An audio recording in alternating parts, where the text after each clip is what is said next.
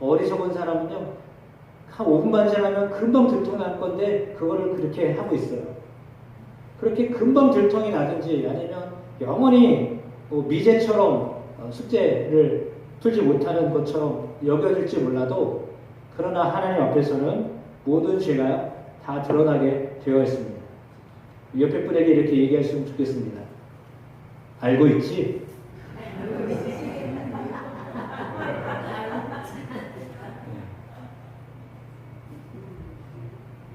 나는 몰라요. 왜 웃으셨는지 모르겠어요. 근데 스스로는 알 겁니다. 우리 스스로는 얼마나 죄를 짓고 사는 사람인지를 알 겁니다. 예수님은 마음으로 짓는 죄도 똑같은 것이라고 하셨잖아요. 그래서 여인을 보고 음욕을 품은 사람은 똑같이 간음한 것이다 라고 하셨거든요. 그러면 뭔가를 보고 좋은 것이라고 생각하고 나도 갖고 싶다 라고 하면 그것도 한 죄를 짓는 것이다 라고 했습니다. 불교에서 상당히 유명하였던 성철 스님, 돌아가신 지 꽤 오래됐습니다. 그분이 마지막으로 했던 유언이 있습니다. 그 유언이 뭐냐면, 내가 너무나 많은 사람들을 속였고 거짓말을 했다. 불교를 믿었던 사람들이 성철 스님, 법정 스님을 엄청 존경했던 분이에요. 알기로는 대통령이 만나자고 해도 안 만났어요. 대단한 분이에요. 저 같으면 아마 그냥 양말 벗고 팬티 바람이라도 나갔을 것 같아요. 근데 만나자고 해도 안 만났어요. 앉아서 눕지 않고 앉아서 15년인가 돌을 닦았던 분이에요. 대단한 분입니다. 그런데 그분이 죽으면서 한 말이 있어요. 나는 지옥에 간다. 그렇게 득도했던 분이 고백하는 말이 뭐냐면, 나는 지옥에 간다. 내가 많은 사람들을 속여서 내가 그 죄값을 받는다 라는 의미로 얘기했어요. 그렇다면 사실은 불교의 절을 다니는 분들한테는 죄송한 말이지만, 사실은 절에 다니는 분들은 왜 절에 다니나요? 다시 묻지만 여러분은 왜 교회 다니시나요? 혹시 여러분 소원 성취하기 위해서 교회 오셨나요? 절에 다니는 분들 대부분이 아마 그럴 것 같아요. 소원을 성취하기 위해서 절에 갑니다. 불공을 드립니다. 탑을 돌고 지성을 이렇게 합니다. 대부분의 사람들이 소원 성취하려고 종교를 갖습니다. 자기의 소원을 이루고자 종교를 갖습니다. 근데 본래 불교에서 석가모니가 이야기했던 거는요, 이거예요. 이거 뭐죠? 아무것도 없다는 거예요. 석가모니가 깨달은 거는요, 아무것도 없다. 무예요, 무. 석가모니가 가장 먼저 깨달았던 것은요, 무예요. 사람의 죽은 다음에 어떻게 되느냐? 나는 모른다. 석가모니가 말했던 말이에요. 석가모니는요, 죽어도 나는 내가 어떻게 될지 모른다 라고 말했어요.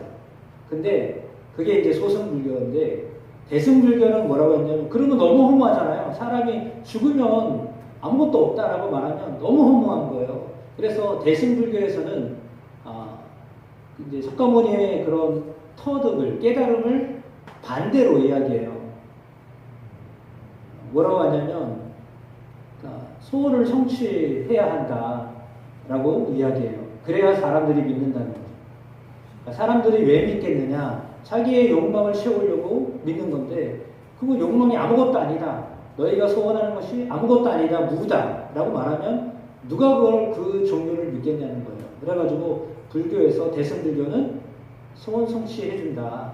누가요? 부처가 그 일을 해준다라고 말해요. 사실은 거짓말이에요. 왜냐하면 부처는 아무것도 없다. 결론이 뭐냐면 아무것도 없다. 인간은 아무것도 아니다. 라고 하는 게 결론이거든요. 그러면 사실은 뭘 구하고 이렇게 할 필요가 없는 거예요.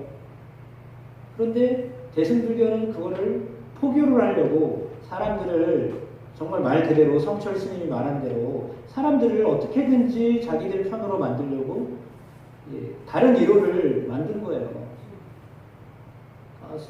그럼 부처에게 빈다는 말은 사실은 말도 안 되는 소리예요. 왜? 석가모니는 자기는 원하는 게 없거든. 해탈이 뭐예요? 아무것도 아니라는 걸 깨닫는 게 해탈이거든요. 욕망을 다 버리는 게 해탈이에요. 그런데 그거를 그렇게 말했는데 대승불교는 너희들이 부처를 믿으면 원하는 걸 다 이룰 수 있다. 이렇게 가르쳐요. 완전히 새빨간 거짓말이에요. 원래는 거짓말이란 말이에요. 만드는 거예요. 그러는데 사람들이 거기에 그걸 믿어요. 왜요? 자기의 욕망을 채워주니까. 그러니까 사람들에게는 욕망이 있어요. 욕심이 있어요. 그래서 그 욕심을 채우려고 하는 마음이 사람들에게 다 있단 말이죠. 그 사람마다 다 달라요. 그러나 그 욕심을 채우려고 하는 것 자체가 사실은 석가모니는 죄다, 그거는 아무것도 아니다라고 말하는데, 그렇다면 사실은 그게 그 말이나 솔로몬이 전도서에서 깨달은 게 있죠. 세 번이나 똑같은 말을 했어요. 뭐라고 말하죠? 헛되고 헛되다. 솔로몬은 부귀 영화를 다 가졌던 사람이에요. 세상 사람들이 지혜롭다고 해서 남방의 여왕이 찾아와서 자기랑 결혼해달라고 이럴 정도로 대단한 사람이었어요. 부귀 영화를 누렸던 사람이에요. 모든 것을 다 누려봤던 사람이에요. 근데 그 사람의 결론이 뭐예요? 삶의 결론이요? 모든 것이 헛되다. 내가 다 누려봤는데, 내가 다 취해봤는데 모든 것이 헛되다라고 하는 것이었어요. 그래서 사실은 석가모니가 깨달았던 거나 솔로몬이 깨달았던 거나 사실 똑같은 말이에요. 사람들은 뭔가를 갖기를 원하고 뭔가를 얻기를 원하고 욕심이 있어서 채우고자 하지만 사실은 그 모든 것들이 다 헛되다라고 하는 거예요. 그럼 여러분도 역시 마찬가지예요. 여러분 뭐 때문에 분주하십니까? 뭐 때문에 이렇게 여러분의 몸을 정말 아파하면서 여러분의 몸을 어디에 그렇게 열심히 몸을 쓰고 계십니까? 여러분의 물질은 무엇을 위해서 쌓고 계십니까? 똑같이 묻는 거예요. 그래서 아니요, 그냥 몫을 있어가지고요. 살았으니까요. 그냥 살았으니까 사는 거예요. 어쩌면 이렇게 말하는 것이 정말 솔직한 고백일 수 있어요. 그런데 그렇게 말하면 참 사람이 좀 그래 보이니까 그렇습니다. 죄에 대한 이야기를 하다가 그 이야기를 했습니다. 사실 그렇다면 사람을 속이는 것도 죄고요. 속아 넘어가는 것도 죄입니다. 속이는 사람도 죄지만 속아 넘어가는 사람도 죄고요. 그 모든 것이 그러면 죄입니다. 사람은 할 수 없습니다. 죄인으로 살게 되어 있습니다. 왜냐하면 그 욕심을 버렸다고 하지만 버리지 못하고 사는 것이 인간이기 때문입니다. 예를 들어서 여러분, 제가 그렇습니다. 그래서 길가에 구걸하던 시각장애인, 오늘 성경에는 맹인이라고 기록됐지만 길가에서 구걸하던 사람이 있었습니다. 그 사람을 예수님이 바라보셨습니다. 그리고 그 사람을 고쳐줄 마음으로 바라보셨습니다. 물론 다른 성경에도 나와 있는 구절이기도 하지만 오늘 요한복음에 의하면 길가에서 구걸하던 사람이었습니다. 이 사람을 예수님이 주목했습니다. 빈부귀천이 없다고 말하지만 우리가 생각할 때 천안역 앞에서 지금은 구걸하는 분이 거의 안 계신 것 같아요. 그러나 만약에 역 앞에서 서울 지하도 밑에서 이렇게 할 수 없이 집을 나와서 떠도는 분들이 계십니다. 오갈 데가 없어서 그런 분들도 계십니다. 그럼 그런 사람들을 향해서 우리는 어떻게 생각합니까? 오늘 본문처럼 시각장애인을 향하여서 사람들은 이렇게 생각합니다. 얼마나 죄를 많이 지었길래 저렇게 앞도 못 보고 구걸하며 사는가 라고 하는 생각을 가졌습니다. 그것이 어떻게 보면 유대교에 물들었던 사람들이 가지고 있었던 생각입니다. 보통 사람들이 가지고 있는, 종교인들이 가지고 있는 생각, 죄를 얼마나 졌길래 저렇게 부차게 사느냐, 힘들게 사느냐, 빌어먹어 사느냐 라고 하는 말이죠. 그래서 제자들이 물었습니다. 저가 누구의 죄 때문에 저렇게 앞을 못 보게 되었습니까? 라고 말했더니 예수님은 말씀하십니다. 그거는 저 사람 죄도 아니고 부모의 죄도 아니다. 오히려 하나님이 일을 하시기 위해서 그렇게 되었다. 라고 예수님은 말씀하셨습니다. 그리고는 바로 침을 뱉으셨습니다. 생각하면 좀 위생적이지 않습니다. 근데 침을 뱉더니 앞에 있던 진흙을 이겨가지고 눈에 비볐습니다. 여러분 의사가 보면은 뭐라고 생각할 것 같아요? 제정신이 아니다. 근데 감히 누구도 그걸 말리지 못했어요. 예수님이 하신 일이었기 때문에. 그래서 예수님 지금 눈먼 사람을 더 눈물게 하려고 그러십니까? 상식적으로 생각을 해보세요.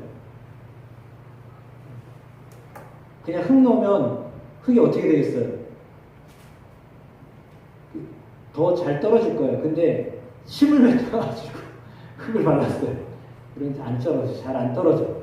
그런데 그렇게 해놓고서 굳이 실로암 못에 가서 눈을 씻어라. 이렇게 말했어요.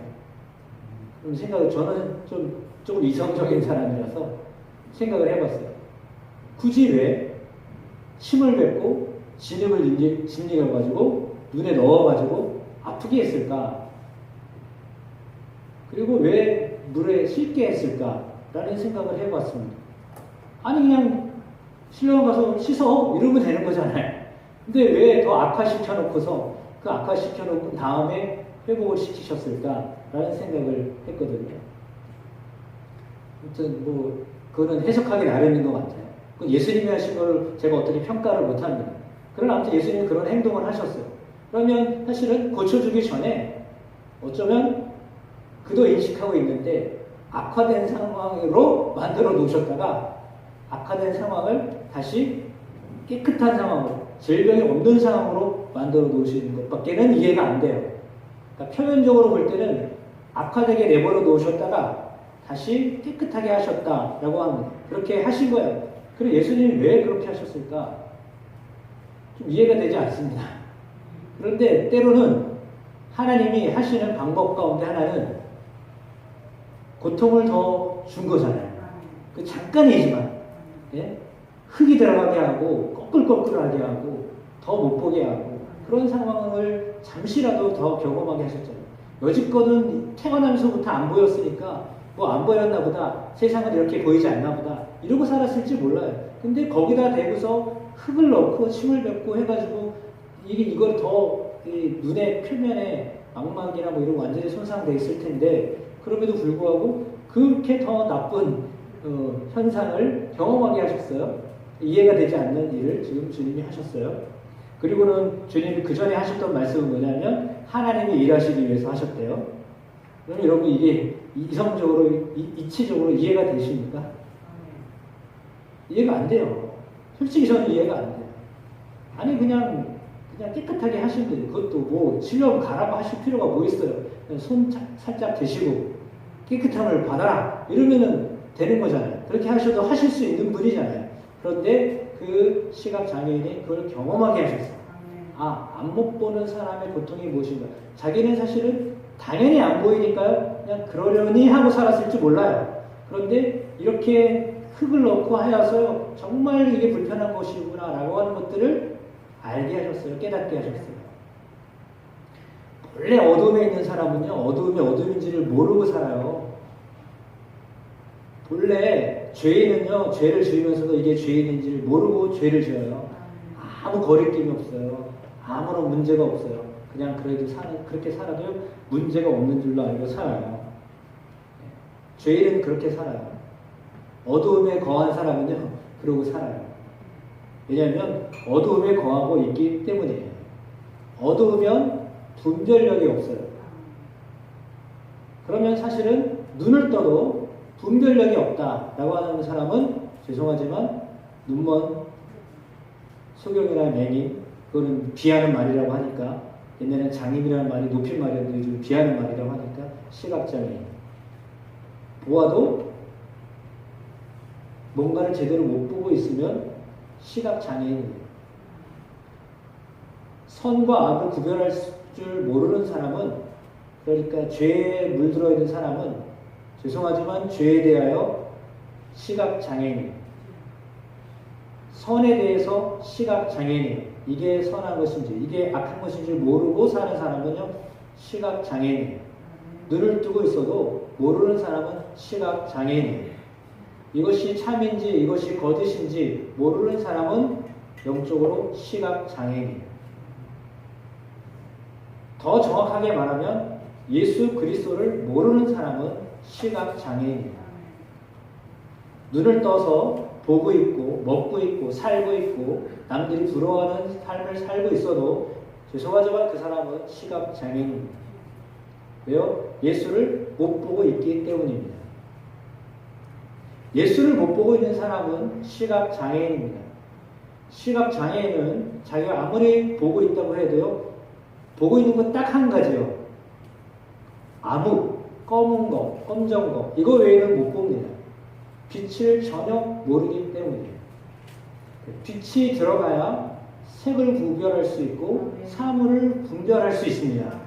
그런데 빛이 들어가지 않으면 희미하게라도 알 수가 없어요.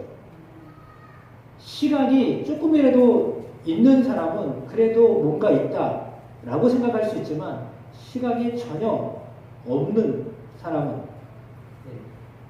보고 있어도 눈을 뜨고 있어도 그게 보는 게 아닙니다. 그러면 여러분의 삶에서 예수 그리스도를 못 보고 살아왔다. 지금도 여전히 나는 예수를 모른다 라고 하면 죄송합니다. 여러분도 시각장애인입니다. 그리스도가 눈앞에 안 보인다 라고 한다면 시각장애인으로 살고 있는 거예요. 그렇다면 예수님이 여러분에게 고통을 주실 수 있어요. 왜냐하면 방금 말씀드렸던 것처럼 주님이 고치실 수 있는 분이라는 것을 깨닫게 하기 위해서 때로는 여러분 안에 이거는 이해가 되지 않는 거예요. 저도 이해가 안 돼요. 이거는. 그러나 이게 하나님이 예수님 통해서 하셨던 방법이에요. 방식이에요. 그래서 때로는 멀쩡히 잘 살다가도 고통을 당하기도 하고요. 어려움을 당하기도 합니다. 왜요? 깨닫도록 하기 위해서. 여러분 건강을 잃어보니까 건강이 무엇인지를 알잖아요. 아파 보니까 멀쩡하게 사는 것이 진짜 이게 정말 좋은 거였구나 라고 하는 것을 알게 되잖아요. 동일합니다. 우리에게 고통과 아픔이 주어지는 것은요. 그냥 평안하게 사는 것, 아무 문제 없이 사는 게 얼마나 좋은 것인가를 깨닫게 하는 깨달음이에요. 그 소경 이게 제가 이게 붙어가지고 시각장애인 역시 마찬가지예요. 안 못 보고요. 아무것도 모르고 그냥 살았어요. 근데 진흙이 들어와가지고 내가 이게 앞을 못 보고 사는 것이 이렇게 고통스러운 것이구나 라고 하는 것들을 그때서야 깨달았어요. 근데 신랑 못에 가서 물을 씻고 주님 앞에 섰을 때 주님이 알았죠. 이게 예수님이 나를 고치셨구나 라고 하는 것들을 눈을 뜨고 나서야 알았어요. 뜨기 전에는 몰랐어요. 뜨고 난 다음에는 알았어요. 예수가 나를 변화시키는 분이시구나 라고 하는 것들을 그제서야 깨달았어요. 여러분 사울은 시간이 가서 이 사울의 이야기를 더 먼저 해야 될 것 같아요. 사울은 율법 때문에 예수님이 안 보였던 사람이에요. 유대교 지도자예요. 바리새인이에요. 가말리엘 문화생이에요. 엄청나게 공부 많이 한 사람. 구약을 달달달 외울 정도로 성경에 능통했던 사람이에요. 근데요, 예수가 안 보였어요. 요즘 말로 말하면 열심히 교회 다녔어요. 충성을 다했던 사람이에요. 예수 믿는 사람 핍박하기 위해서 다메섹으로 가던 도중이었어요. 그때 빛으로 임하셨던 예수님을 만났어요. 그래서 말에서 떨어졌어요. 빛으로 역사하셨던, 빛으로 함께 하셨던 예수님을 그가 만났어요. 그리고요, 눈을 제대로 뜰 수가 없었어요. 사람들이 부축해서 다메섹으로 데리고 들어갔어요. 며칠 그렇게 지나다가 성령이 아나니아 선지자에게 사울에게 찾아가라. 그에게 안수해라. 그래서 눈에서 비늘이 벗겨지게 되었어요. 그래서 눈에서 비늘 같은 것이 벗겨졌어요. 그리고 나서 보게 됐어요. 여러분 생각해보세요. 예수님을 만났는데 멀쩡히 보다가 예수님을 만났는데 눈이 어두워졌다니까요. 이해가 되세요? 예수님 하시는 일을 여러분 이해가 되세요? 멀쩡히 보고 있었어요. 다른 걸 다 보고 있었어요. 근데 예수님을 만났는데 눈을 멀었다니까요. 볼 수가 없게 됐어요. 그리고 예수의 이름으로 안수하였을 때 눈을 뜨게 됐어요. 그럼 그거는 뭐 하는 거예요? 우리가 생각할 때 예수님 뭐 하시는 거예요? 우리가 이렇게 생각할 수 있잖아요. 예수님 하시는 행동을, 하는 행위를, 예수님 하시는 방법을 우리가 알 수가 없잖아요. 그런데 분명한 사실은 보다가 안 보다가 보게 됐잖아요. 잠깐이지만 그 안 보는 사이에 깨달음이 온 거예요. 비늘 같은 것들이 벗겨졌다. 그는 율법이라고 하는 것이 눈에서 그를 싹 가리고 있었어요. 율법은 행위로 구원을 얻는다는 것을 말해요.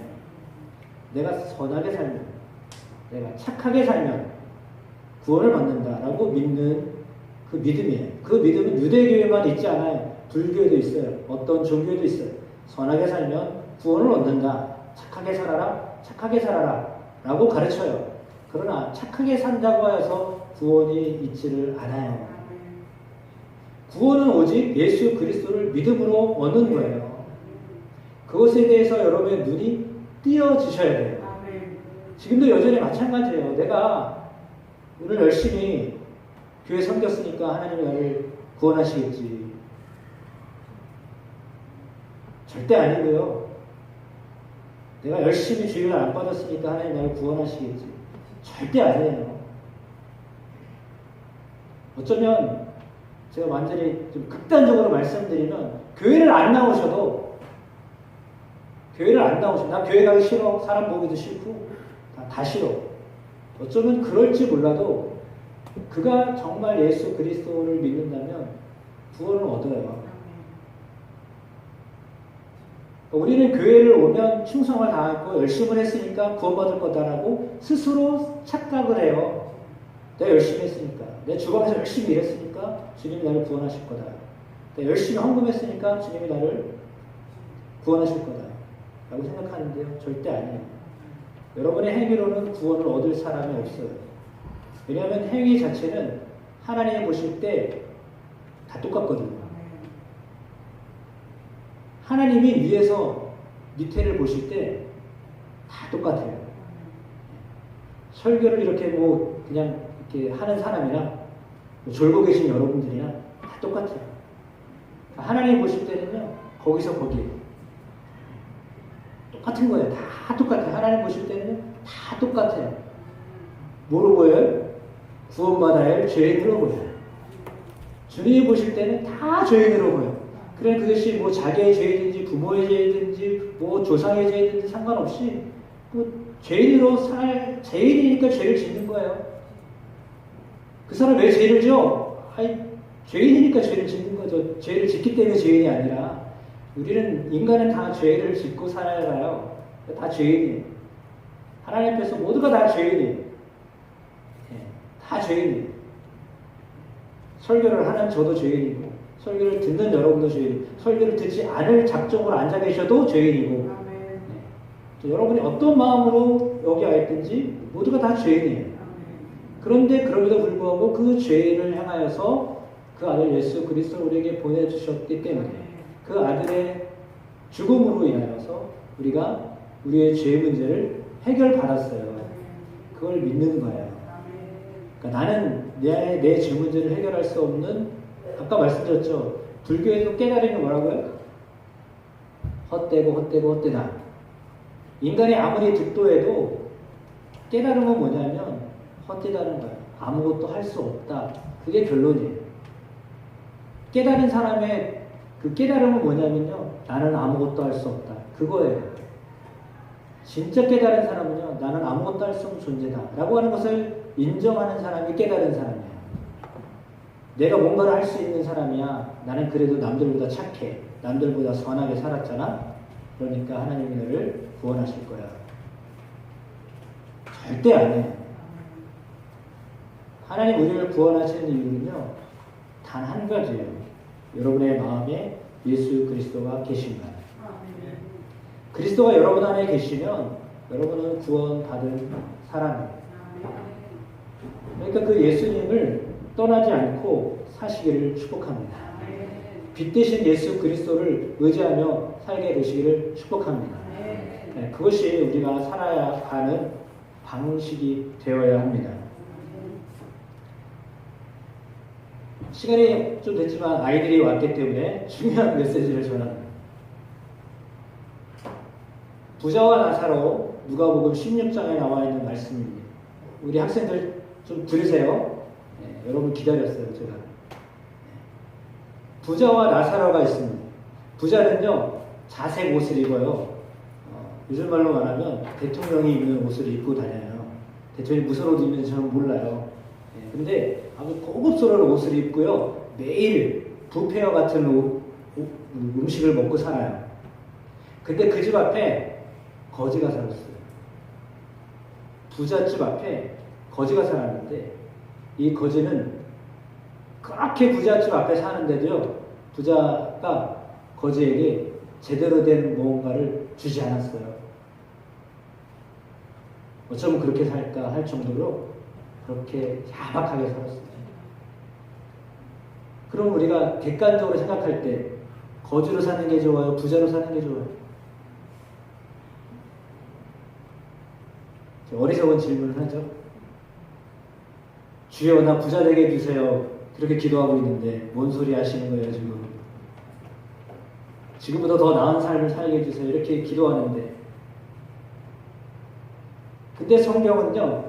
예수님이 비유로 말씀하셨지만 그렇게 잘 살았던 부자는 어디 갔다고요? 지옥에 내려갔습니다. 부자가 어디 갔다고요? 부자가 어디 갔다고요? 인정하고 싶지 않죠? 부자가 지옥불에 떨어졌습니다. 그리고 대문 앞에서 그렇게 구걸하며 살았던 저 거지는 이름이 있습니다. 나사로. 부자는 이름도 없습니다. 기억도 안 나는 사람입니다. 세상은 기억할지 몰라도 하나님은 기억이 안 되는 사람입니다. 개가 핥아먹을 정도로 힘이 없는 사람이에요. 개가 와가지고 자기 아픈 데를 핥아요. 그러면 야! 어디를 말이라도 해야 될 거 아니에요? 말할 기운도 없어요. 얼마나 못 먹었으면 막지도. 유림아 목사님 좀 얘기해. 잠깐 내려오세요. 중요한 메시지를 좀 하고 있는 거야. 너 평생 어쩌면 처음이자 마지막일 수도 있어. 진짜 중요한 얘기니까 들어야 돼. 우리 재원이 대회도 마찬가지예요. 부자가 그렇게 열심히 돈 벌어서 부자가 됐는데요. 지옥불에 떨어졌고요. 정말 아무것도 할 수 없는 사람이었어요. 자기 몸도 추스릴 수 없는 사람이었어요. 거지였어요. 근데 그는요. 아브라함 품에 안겼다 그랬어요. 그 무슨 말이냐면 천국에 갔다는 말이에요. 거지로 살고 싶어요? 부자로 살고 싶어요? 애매한 질문을 하죠, 제가. 근데 부자와 거지가 상관이 없다는 얘기예요. 내가 어떻게 사느냐가 중요하지 않고요. 내가 누구를 모시고 사느냐가 중요한 거예요. 내가 열심히 지금 핸드폰에서 게임에서 업그레이드 된 게 중요한 게 아니라 내 안에 예수가 계시냐. 여러분 안에 예수 그리스도가 계셔야 눈을 뜨고 사는 거예요. 핸드폰 보고 열심히 하고 있다고 해서 살고 있는 게 아니라 미안해요. 그렇게 핸드폰 되게 중요한 건데 여러분들의 제일 중요한 건데 그거 중요하지 않다고 말하는 내가 참 미안하지만 진짜야. 예수가 제일 중요해요. 예수가 눈에 보이셔야 돼요. 우리 어린이들 핸드폰이 자꾸 아른거리면 안 되고요. 예수님이 보이셔야 돼요. 그래야 사는 거예요. 왜냐하면 세상은 이 세상이 전부가 아니기 때문에 여기가 끝이 아니기 때문에 하나님의 나라가 있고요. 지옥이 있어요. 지옥은요. 죽고 싶어서 못 죽어요. 물론 하늘나라 가도 죽을 마음이 전혀 안 들어요. 여기서 살다가면 힘들면 죽고 싶은 마음이 들어요. 여러분은 안 들죠? 이 세상이 얼마나 좋은데 죽고 싶어요. 저는 종종 죽고 싶은 마음이 들어요. 빨리 죽고 싶다. 그런 마음이 들기도 해요. 왜요? 힘드니까요. 아까 정수가 얘기했잖아요. 더워서 죽겠다고. 여러분 얼마나 많이 죽으셨어요. 그죠? 더워서 죽을 뻔 많이 했죠. 근데 죽고 싶어도 못 죽는다니까요. 지금 여러분은요, 아무것도 아니에요. 지옥불은요, 상상을 못하는 불이에요. 가죽이 없고요, 뼈만 남았는데요. 예? 화장처럼 재로 변하지 않는다니까요. 재로 변하면 좋아요. 없어지면 끝나는 거니까. 근데 없어지고 싶어도 없어질 수가 없어요. 그리스도가 안 계시는 곳은 그런 거예요. 하나님의 나라와 하나님의 나라 안에 지옥의 차이는 뭐냐면 예수님이 계시냐, 예수님을 보고 있느냐, 예수님과 함께 하느냐, 그 차이예요. 그러면 지금 내가 어떻게 사느냐? 그게 중요하지 않고요. 예수님이 보이느냐, 예수님을 보고 사느냐, 예수님과 함께 사느냐가 중요한 거예요. 왜요? 그 예수님은 영원한 분이거든요. 우리 안에 영혼은 영원하거든요. 핸드폰은 미안하지만 저도 핸드폰 되게 좋아하는데 막 1년에 한 번씩 갈고 그랬어요. 근데 이거는 그냥 계속 업그레이드 시키잖아. 그 누구 좋은 일 하는 거예요? 회사 좋은 일 하는 거예요? 통신사 좋은 일 하는 거예요? 계속 바꾸면. 그렇잖아요. 게임도 계속 업그레이드 하잖아요. 그럼 누구 좋아하는 일 하는 거예요? 미안하지만 게임을 만든 그 프로그램 회사 좋은 일 하는 거예요, 여러분. 열심히 돈 붙여주는 거예요. 저 사람들 잘 살게 해주는 거예요. 사실 그거 외에는 없어요. 왜? 그걸 하면 머리가 나빠져요. 게임을 하면요, 머리가 나빠져요. 전두엽에 이상이 생겨요. 단순해져서요, 생각하는 걸 몰라요. 그러면 앞으로는 게임이나 AI 이것에 맡기며 살게 하는 세상에 와요. 여러분 세상은. 생각 없이 살게 해요. 여러분 정말 예수 그리스도가 게임보다 좋은 분이에요. 아멘. 게임하다가 지면은 신경질 나잖아요. 그래가지고 또다시 하려고 그러잖아요. 근데 주님은 우리에게 실망을 안 시키시는 분이에요. 물론 아까 말씀드렸던 것처럼 잠깐의 고난을 주셔요. 예수를 저 잘 믿으려고 하면요, 잠시의 고난을 주셔요. 그러나 그 고난은 잠깐이에요. 영원에 비하면요, 아무것도 아니에요. 거기는 기쁨만 있어요. 즐거움만 있어요. 눈물이 없어요. 고통이 없어요. 슬픔이 없어요. 저는 분명히 여러분들에게 말씀드렸습니다. 우리 유림이랑 우리 형민이랑 우리 아이들한테, 너는 복음을 들었냐? 너는 예수를 들었냐? 예수에 대해서 들었냐? 라고 하나님이 만약에 물으신다면 여러분 분명히 말씀하셔야 돼요. 2024년 9월 15일 날 김범성 목사님이라는 분이 말씀을 전하셨는데 그때는 몰랐습니다. 그렇게라도 변명하셔야 돼요.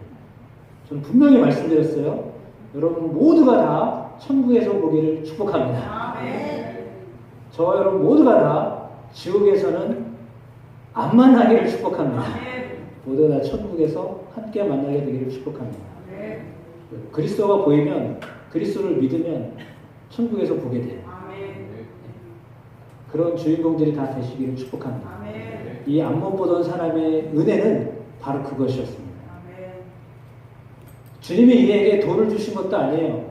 베드로와 요한이 올라가면서 이제 마무리하겠습니다. 베드로와 요한이 사도행전에 오면 똑같이 거리를 보았어요. 내게는 은과 금이 없거니와 내게 있는 것으로 너에게 주노니 나사렛 예수 이름으로 일어나 걸어라. 그때 일어나 걸었어. 우리에게 힘과 용기를 주고 소망을 주고 비전을 주고 천국을 향한 마음을 갖게 하는 분은 오직 예수 외에는 없어요. 그 예수의 이름으로 일어나는 거예요. 예수의 이름으로 찬양하고요. 예수의 이름으로 희망을 갖는 거예요. 우리 학생들로부터 시작하여서 모든 여러분들 그리스도의 이름으로 인하여서 살게 되는 은혜가 있게 되기를 축복합니다. 지옥뿐이 아니라 평안함을 누리는, 그리고 지금도 여전히 마찬가지예요. 그 평안을 지금 여기서도 누리는 은혜가 있게 되기를 축복합니다. 히브리서 12장 2절 우리 같이 한번 읽어보고 말씀을 마무리하겠습니다. 믿음의 주여 또 온전하게 하시는 이 예수를 바라보자. 아멘. 그리스도를 바라보시 축복합니다. 그러면 여러분 안에 구원이 다가와 있음을 알게 될 것입니다.